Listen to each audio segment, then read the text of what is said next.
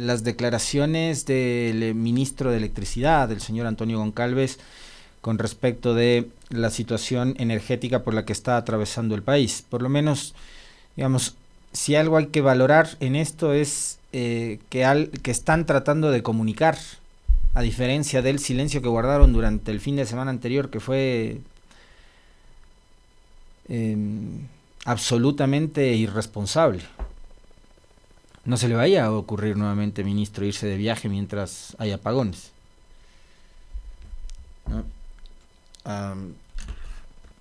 Pero finalmente termina siendo más de lo mismo. O sea, es una cadena nacional en donde nuevamente se vuelve a hablar de la supuesta incorporación de 400 megavatios en apenas 10 meses, cuando ayer nomás conversábamos con ustedes de que de los 100 megavatios que podía ofrecer la barcaza esta turca de Car Powership, estaban apenas aportando 12. Y lo hemos conversado también durante todos estos últimos días. No lo hemos dicho nosotros, sino las personas que conocen sobre la materia. 100 megavatios contratados, de los cuales no están los 100 operativos, y los otros 300 están en fase de contratación. O sea, no es que han incorporado 400 megavatios al sistema energético de nuestro país, son ofrecimientos. Y la verdad es que a propósito de este asunto que acaba de mencionar el ministro, y sobre la base de un comentario que hacía algún seguidor en el TikTok, con el cual por supuesto yo coincido plenamente, ya los ecuatorianos, y de verdad que si van a utilizar las herramientas, todas las herramientas de comunicación, háganlo de manera más propositiva, no lo hagan pensando en poner excusas. Y una de las excusas es el poco tiempo. Y les voy a decir por qué. Porque sí, es verdad y es un hecho, y creo que siendo absolutamente francos, sinceros, realistas, además, yo les he dicho en días anteriores que no se puede descargar toda la responsabilidad y la culpa de lo que está ocurriendo actualmente con el tema de los apagones a este gobierno, porque hay por lo menos 2 gobiernos más que dejaron de hacer lo que tenían que hacer, que era invertir, no solo en los mantenimientos, que dejaron de hacerlo, y que por eso todo el sistema eléctrico del país está en soletas, sino también en los proyectos que estaban en papeles, que tenían estudios, y que lo único que necesitaban era buscar el financiamiento. Plata el Ecuador ha tenido. En los últimos 2 gobiernos, y si sumamos este, peor todavía, pero en los últimos 2 gobiernos, en los 2 anteriores, para hablar de los que han pasado más tiempo en el poder, 4 años de Lenín Moreno, 30 meses del señor Guillermo Lasso, se endeudaron con el Fondo Monetario Internacional y el país accedió a créditos que creo que alcanzan los 10,000 millones de dólares entre los 2 gobiernos, o los 9,000 millones de dólares. La pregunta es, ¿a dónde se fue esa plata? Con esa plata se podían haber construido fácil 3 Coca-Cola Sinclair, o 3 proyectos energéticos a gas, como los que plantea el señor Goncalves, o lo que sea, pero entre 9,000 y 10,000 millones de dólares. ¿A dónde se fue ese dinero? Porque si ustedes me dicen, pero es que si Correa se endeudó con los chinos, claro, pero Coca-Cola Sinclair está ahí. O sea, Correa no se llevó Coca-Cola Sinclair a Bélgica. Parte de aquella deuda con China es de ese edificio donde funcionan las oficinas del actual ministro de Finanzas, por ejemplo. La plataforma financiera se hizo con deuda adquirida con el gobierno chino. Y los edificios están ahí, la hidroeléctrica está ahí. Si ustedes me dicen, pero si Correa también se endeudó, yo les digo, sí, claro que el gobierno de Correa adquirió deuda, pero la diferencia es que en ese caso las obras están, pues. La pregunta es, ¿a dónde se fueron a parar los 10,000 millones de dólares con los que se endeudaron Moreno y Lasso? Por un lado. Por otro, ya el país no está para las excusas, ministro, presidente Noboa y todo su equipo de comunicación. ahorita el país, el Ecuador, la gente, los dueños de los negocios, los dueños de las empresas, los dueños de las tiendas, la dueña de una peluquería, de una sastrería, de cualquier tipo de negocio, el ecuatoriano común y corriente, los niños, las niñas, los jóvenes que necesitan estudiar, son los que están demandándoles a ustedes respuestas y soluciones, ya no pretextos. De los pretextos en este país, en serio, ya estamos cansados. Ya estamos cansados de los pretextos. Y fíjense, como acá mucho se ha dejado que se impongan ciertos relatos, a propósito de los comentarios que hacen en las transmisiones, y que por supuesto los leo con mucha atención, que me imagino algunos deben tener nombre y apellido, otros deben ser trolls, ¿no? Pero que están súper interesados en lo que se dice en este espacio, que hablan de, por ejemplo, es la burocracia que dejó tu amo. Bueno, si hubiera burocracia, todavía existiría un Ministerio de Electricidad en solitario, especializado en esta materia. Si todavía existiría burocracia, existiría un Ministerio de Hidrocarburos y un Ministerio de Minería, cada uno con la burocracia de la que habla este sujeto en las redes sociales, ¿no? Desde el absoluto desconocimiento y la ignorancia que les han inoculado con el odio a través de los propios medios de comunicación y de la política, porque acá lo que se dijo durante estos 7 años es que Correa además heredó un estado obeso y que ese estado obeso había que reducirlo, ponerlo a dieta. Bueno, ahora lo que pasa es que ya no tenemos un estado obeso, sino que tenemos un estado raquítico y anémico.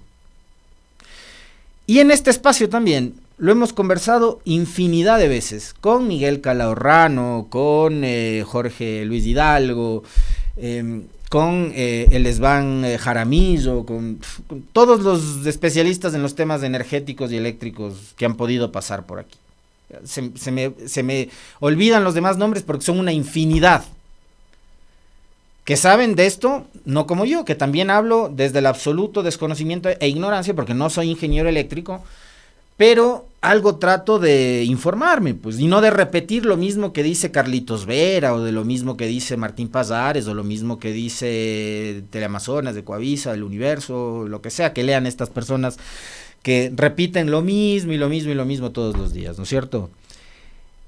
Ya no existe esa burocracia, pues. Ya no existe el Ministerio de Electricidad. Y una de las cosas que hicieron mal fue justamente haber convertido a ese estado obeso en un estado absolutamente raquítico y anémico, que ahora está en un pésimo estado de salud.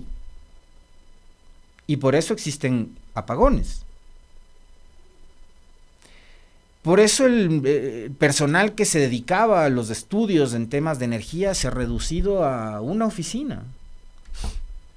Porque ya no hay la burocracia que tanto denostan. Ya no hay la burocracia a la cual tanto critican. Que seguramente personas como el que escribí hace unos momentos, debe pensar que el burócrata es todo aquel oficinista que no hace nada, ¿no? Olvidándose que en la burocracia también hay personas profesionales que se forman y que hacen carrera. Y que saben mucho de hidrocarburos. Escuchan la entrevista de ayer con Silvana Pastor para que se den cuenta de lo catastrófica que es la realidad de este país en cuanto a la situación de la producción petrolera, de cómo se ha desinflado la producción petrolera en los últimos años, de pasar de producir y de vender 3.000 millones de dólares en barriles de petróleo a alcanzar apenas los 1.300, 1.400 millones. ¿Por qué? Por eso, porque como nos metieron en la cabeza el cuento de que tenemos un estado obeso, había que someterlo a dieta al estado obeso, y hoy tenemos lo que les decía, un estado raquítico y anémico, que no tiene idea de cómo reaccionar. ¿Están 10 meses en el poder? Sí, están 10 meses en el poder. Pero ¿saben una cosa? Están 10 meses en el poder porque ustedes se presentaron como una opción para resolver los problemas del país. No se presentaron a las elecciones del señor Noboa y la señora Abad Eh, o bueno, habría que preguntarles, ¿no? Si es que desconocían lo que estaba pasando, pero, y mucho se ha comentado esto en los últimos días y durante todos estos 10 meses, en el debate, quien aparentemente más sabía sobre la situación eléctrica y energética del país era el señor Noboa. Y era el que presentaba además las mejores soluciones, y por eso el 52% de electores en este país le escogieron, porque en ese debate Noboa le vendió al país las soluciones para los problemas. Entonces ahora que ya llevan 10 meses en el poder, lo que el país entero les está diciendo es, señores, ustedes en campaña dijeron que estaban preparados, listos para gobernar y que sabían cómo resolver los problemas, bueno, ahora resuélvanlos. Ya no queremos escuchar más excusas, ya los ecuatorianos estamos cansados y hartos de escuchar pretextos. Hagan lo que tienen que hacer e inviertan lo que tienen que invertir. Porque además hay que entender una cosa. En diferentes dimensiones, en diferente medida y en diferente grado de aporte, pero en este país, todos los ciudadanos, todos, a través del pago de impuestos, todos ponemos nuestra parte. Unos más, otros menos. Los que más ganan o los que más recursos tienen que pagar más. Eso debería funcionar así, por supuesto, para alcanzar esa redistribución, si se quiere, un poco más equitativa de la riqueza. Pero aporte al Estado hacemos todos.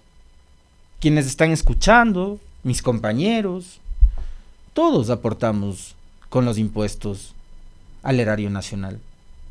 Entonces, cuando se habla de invertir recursos públicos, son recursos con los que aportamos además todos los ciudadanos de este país.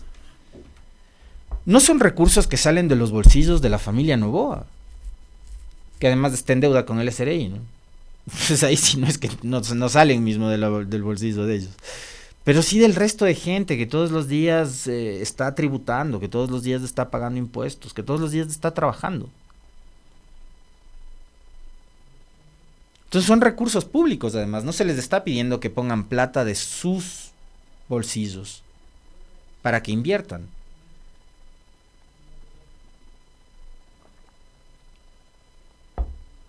Así que eso, ¿no? Tocó improvisar porque yo no tenía en mente la intervención del ministro, pero yo coincido plenamente con la persona que escribí, decía que ya no estamos para más excusas, por más de que lleven apenas 10 meses. ¿Qué va a pasar el momento en el que, supongamos, caso hipotético, el señor Noboa resulte reelegido en la elección del 9 de febrero? Este país nos ha demostrado que en serio todo es posible y que un presidente que no resuelve la crisis energética, que no resuelve la crisis de seguridad, que no resuelve la crisis económica, de desempleo, de deudas que tienen la mayoría de ciudadanos en este país, un presidente que no resuelve nada, bien podría ser reelegido. Esto es del Ecuador. Y este país nos ha demostrado que siempre, siempre podemos estar peor. Creíamos que con Moreno ya estaba, habíamos tocado fondo y llegó Lasso. Creíamos que con Lasso habíamos cavado más profundo, y habíamos tocado más fondo todavía, y llegó Noboa. Y acá yo les repito esto que puede sonar a una cantaleta, pero que se los digo siempre. La responsabilidad no está únicamente en quienes se postulan como candidatos a una elección presidencial o a una elección de dignidad popular, cualquiera que ésta sea. Gobierno nacional, presidencia, vicepresidencia, municipios, prefecturas, asamblea. Quienes llegan a esas instancias de poder llegan porque se han ganado la confianza de ustedes y de la gran mayoría de ciudadanos, de la nuestra, cuando nosotros ejercemos nuestro derecho al voto, esa frase tan cliché de épocas electorales. Le estamos entregando nuestra confianza y le estamos entregando todo el poder a una persona para que administre el Estado. Y quienes llegan a esas instancias de poder no lo hacen de casualidad, por más que digamos, y los discursos políticos que después se fabrican resultan siendo ciertos, de que por ejemplo lo sucedido con Noboa fue un accidente de la democracia porque pasaron muchos factores que incidieron en que un candidato que en el arranque de la elección tenía 3-4% termina entrando a la segunda vuelta y termine ganando la elección, son cosas que sí pasan, y ahí sí puede entrar este factor de la casualidad o lo que sea, pero a Noboa no sé si alguien fue y le golpeó a la puerta de su casa y le dijo, vea presidente, aquí habemos 100, 1000 o 2000, 5000, 1.000.000 de personas que le estamos rogando, pidiéndole que usted sea quien lidere este proceso de cambio para el Ecuador y queremos que sea candidato a la presidencia. La decisión la toma él. Y así mismo pasa con cualquier otro de los candidatos. No es que van en masa los ciudadanos a decirles, vean por Dios, ustedes del Salvador, candidatícese. Son ellos quienes se presentan como opciones. Y una vez que son candidatos, son ellos quienes tienen que plantearle al país programas de gobierno y planes de gobierno, pero que sean absolutamente serios y viables. Nosotros seguimos acá 10 meses después, esperando que resuelvan todo lo que nos dijeron en campaña, que ellos tenían la varita mágica para resolver. Seguimos a la espera. Quienes le tienen fe y quienes no le tenemos fe, porque además somos demócratas y como demócratas absolutamente convencidos que somos, aceptamos el resultado electoral. Otra cosa sería estar, no sé, pues tratando de conspirar o intentando dar un golpe de estado y cosas por el estilo, que no es el caso, sino que aceptando el resultado, porque demócratas somos, les estamos pidiendo a ustedes que ganaron la elección, al señor Noboa, a la señora Abad, que ni siquiera se llevan bien, a sus ministros que resuelvan los problemas del país, que para eso están. Pero pórtense serios. Hay dos cositas que quería mencionar en el comentario y que claro, ya este asunto de la cadena un poco cambió lo que tenía preparado y en agenda, pero el uno tiene que ver con el regreso de Noboa. Lo hablamos ayer. Noboa regresó, dio una declaración que dura 30 segundos, que la revisamos con ustedes ayer, y volvió nuevamente a lo que ya nos tiene acostumbrados, que es al TikTok. Entonces, en el caso de Noboa, cogió un extracto de esa declaración que revisamos con ustedes ayer y montó un pool de imágenes de cuando fue al aluvión en La Gasca. O sea, imágenes que nada tienen que ver con los incendios de ahora en Quito, porque creo que Noboa ni siquiera ha pisado la zona de Guápulo, ni la zona de la Forestal, ni nada por el estilo. Entonces, puso un extracto del discurso e imágenes de archivo para un TikTok. Y esa es, digamos, la comunicación que ha generado el gobierno después de la reunión del ECU 911, que ayer nos relataba nuestro compañero Brian, que estuvo ahí, en donde Noboa decidió simplemente no hablar. Pero más urgente que el regreso de Noboa parece que fue el regreso de Lavinia. Ella sí hizo un productito un poco más largo, si se quiere, pero que amerita que lo comentemos y lo conversemos con ustedes un par de minutos, porque es la jefa de campaña y termina siendo un personaje vital, si se quiere incluso más importante y determinante que el propio Noboa para sus intenciones de reelegirse. Lavinia sí estuvo en la zona visitando a los afectados por los incendios en Quito, diciendo cosas como que la importante en este caso no es de ella, es su esposo. Escuchemos. Buenos días. Buenos días. ¿Cómo está? Un gusto y un No, placer el gusto es mío. haber venido y la primera vez alguien importante llega a mi casa, No, pues a mi imagínese. pobreza. ¿No? Me Nada, emocionó. nada importante. ¿Qué va a ser? Yo no soy importante. Mi esposo es importante, pero yo no. Pero igual la primera dama llega a mi casa es una bendición de Dios porque nunca nadie me ha venido a visitarnos así. ¿Cómo estás, Brittany? Sí. ¿Cómo estás? soy Mucho yo, gusto. mucho gusto. Hola, guapo. Saludos, mi ¿Cómo amor. te llamas? ¿Cómo? ¿Y cuántos años tienes? 5. Yo tengo una hija que tiene 5. Es la más grande de todos mis bebés. Es una muñequita. Y esta muñeca, a ver. Hola, mi amor. Tiene la edad de mi hijo. Mi bebé tiene la misma edad que tú. Tiene 8 meses. Ay, pero qué caché. Tiene pero Por la cachituti. situación como herida bastante necesitan de esta ayuda.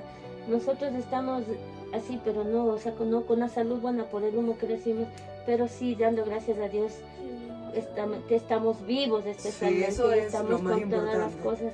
Claro, El dinero se recupera con el tiempo, la vida no se recupera, eso ya no hay. Nosotros venimos con ayuda. Yo vengo especialmente de parte de mi esposo. Esta es una primera ayuda, no va a ser la última. Es una primera visita, pero no va a ser la última. En todo lo que nos sea humanamente posible gestionar, nosotros vamos a estar aquí pendientes. Estamos aquí, en verdad, estamos aquí para velar por usted, por sus hijos, por su familia. Al final del día, la única razón por la que mi esposo está en este puesto es para servir y para trabajar por todos los ecuatorianos. Muchas gracias. De nada, gracias a usted por recibirme. Muchas gracias. Yo a se lo usted agradezco por mucho. visitarme. Gracias por abrirme las puertas de su casa. Gracias, muchas Gracias a gracias. usted.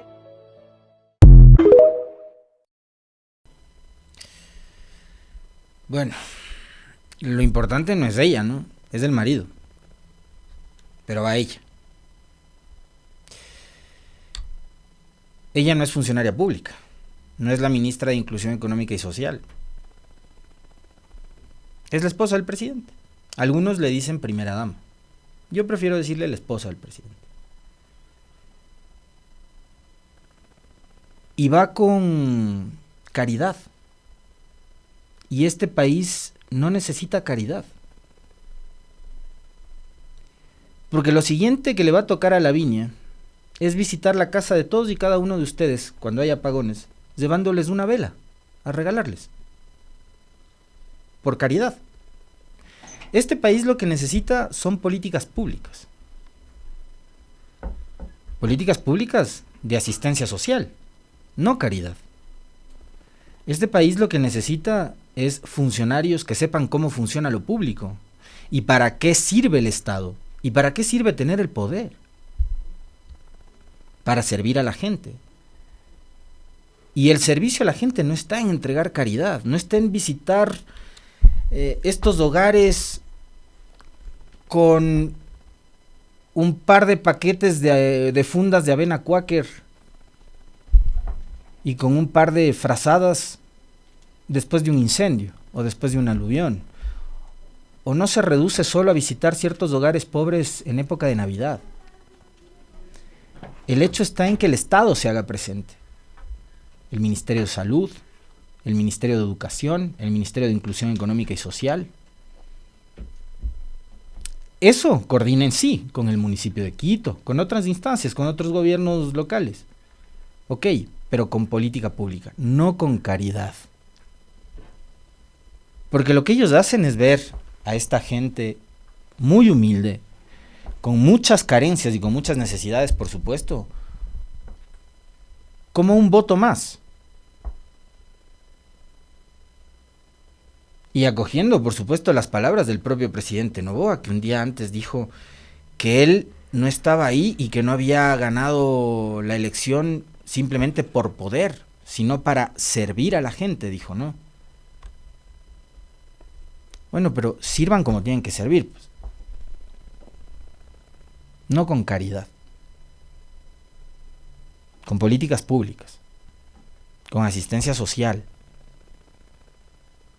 Como les decía, con la presencia de los ministerios de salud, de inclusión económica, de los ministerios de educación, para que los niños no dejen de estudiar.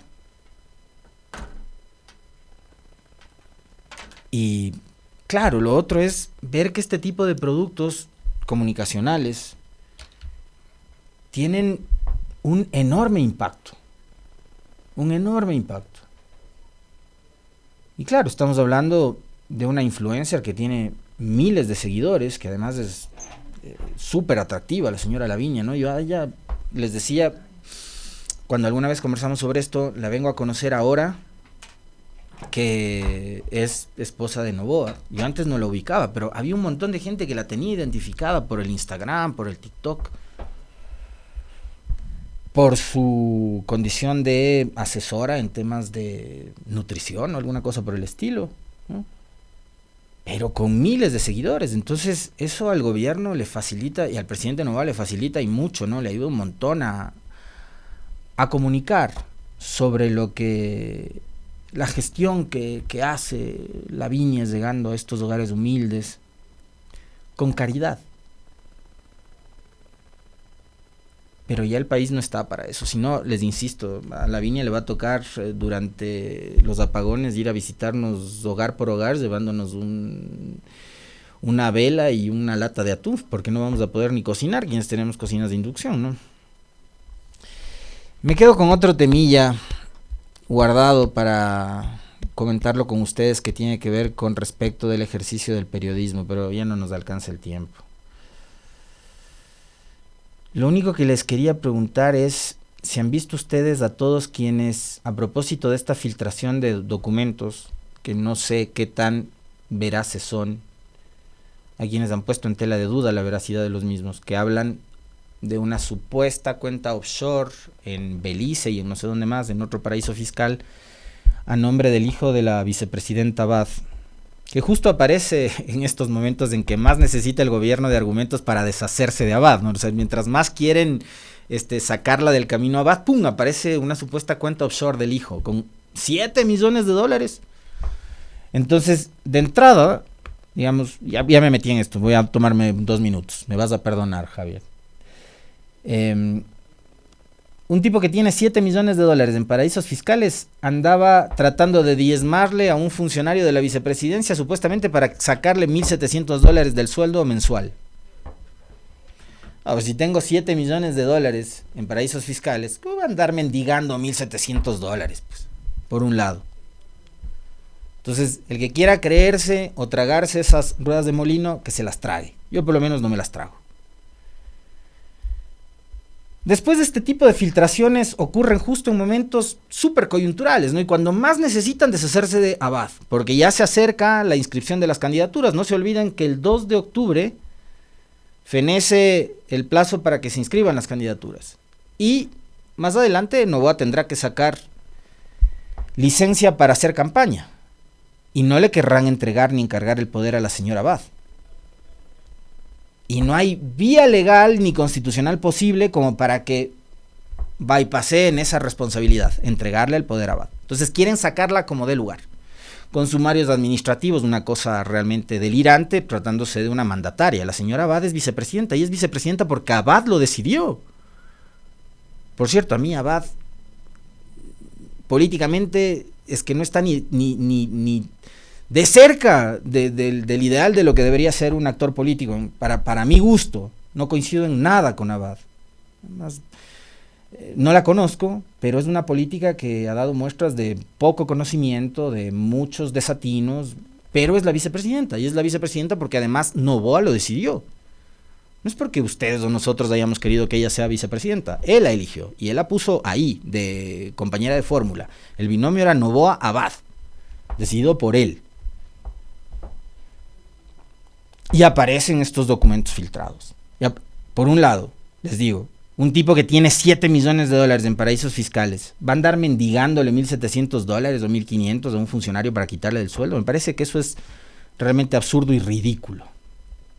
Por un lado. Por otro, a propósito de la de ayer, documentos que aparecieron y que dicen han confirmado la veracidad. Pregunto, ¿cómo se confirmó la veracidad de esos documentos? Hay mucha gente que sabe, fuera de la política. Les voy a citar solo un nombre. No voy a mencionarle ni a Andrés Arauz, ni a José Serrano, ni a ningún otro actor político que puso en tela de duda ese asunto. Voy a citarles el caso de un académico que es especialista en temas de ciberseguridad, de temas vinculados con la multimedia y el conocimiento de estos softwares, que es el tocayo Alexis Olivo, de la ciudad de Guayaquil. No es necesario saber de interfaces CLI, o líneas de transmisión, creo que se llaman estas cosas, softwares, o sistemas heredados para entender que ningún reporte de ningún banco cambia de idioma por campo, varía de longitud, tiene separadores numéricos distintos o tiene errores de sintaxis. La espectacularidad por encima del contraste. Es decir, lo que dice Alexis es que los documentos que se exhibieron ayer por parte de algunos periodistas y medios de comunicación es un documento falso. Yo no soy periodista de investigación, no ha sido mi especialidad la investigación, pero algo que yo no haría nunca, créanme, es que venga una X persona, que además, ahora sí creo que si están exigiéndole transparencia a la señora Abad y a su hijo, por transparencia también debería decirse quién filtró esos documentos, porque hay alguien interesado en deshacerse de Abad. Y ayer decían, algunos le echaban este muerto a la fiscalía. Yo no creo que la señora Diana Salazar en este caso, perdónenme que me ponga de abogado del diablo, pero en este caso la señora Salazar no creo que tenga intereses en deshacerse de Abad. Todos sabemos quién quiere deshacerse de Abad.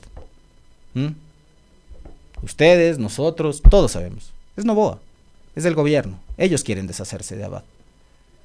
Entonces creo que si estamos exigiéndole a Abad y a su hijo un ejercicio de transparencia para que nos digan si las cuentas son o no son reales, que creo que sí debería saberse, también debería saberse quién mágicamente filtró esos documentos, porque yo, por ejemplo, no sabría cómo acceder a datos de bancos ubicados en paraísos fiscales. Les insisto, porque además mi destreza no es precisamente la del periodismo de investigación. No me preparé para eso, no soy especializado en eso. Pero al menos hubiese buscado a alguien que me ayude a certificar o a verificar si es que en realidad esos documentos eran reales. Y por otro lado, a propósito de la filtración de esos documentos, me pregunto, ¿dónde están ahora todos los que desde su condición de pontífices de lo que es el buen periodismo, yo por supuesto no soy de esos, yo ni siquiera estoy a la altura de todos ellos. Ellos son 1000 veces, todos, toditos, no excluyo a nadie. Todos son 1000 veces, 10,000 veces, 1,000,000 de veces mejores periodistas que yo. Yo soy uno más del montón, me creo uno más del montón. No soy ni el mejor ni el peor periodista, pero soy uno más del montón. ¿Ya? Pero ¿dónde están todos los pontífices del periodismo ecuatoriano que le criticaron a Boscán cuando publicó el informe León de Troya diciendo que eso no era periodismo? Boscán hizo como no sé cuántas, 5, 6, 10, yo no le veo, pero hizo una infinidad de publicaciones sobre el informe León de Troya. Documento por documento, haciendo un guión, había un guión. No fueron 3, 4 hojas, capturas de pantalla y la suelto al Twitter. Pero ¿se acuerdan que a Boscán cuando sacó lo del León de Troya, que vinculaba a Danilo Carrera, que ahora le van a procesar por delincuencia organizada, ya no por narcotráfico, cuando esto empezó por narcotráfico, por sus vinculaciones con Cherres y con la mafia albanesa? Salieron ahí todos los pontífices del periodismo ecuatoriano a decir que lo de Boscán y La Posta no era periodismo. Ustedes me van a decir que la filtración de ayer, de 3, 4 hojas y capturas de pantalla, ¿sí es periodismo? Voy a citarle a la asesora presidencial. Sean coherentes. Guarden un mínimo de coherencia entre lo que dicen para unos casos y para otros. Ustedes, que son los maestros del periodismo, que nos dan lecciones todo el tiempo de periodismo, sean coherentes.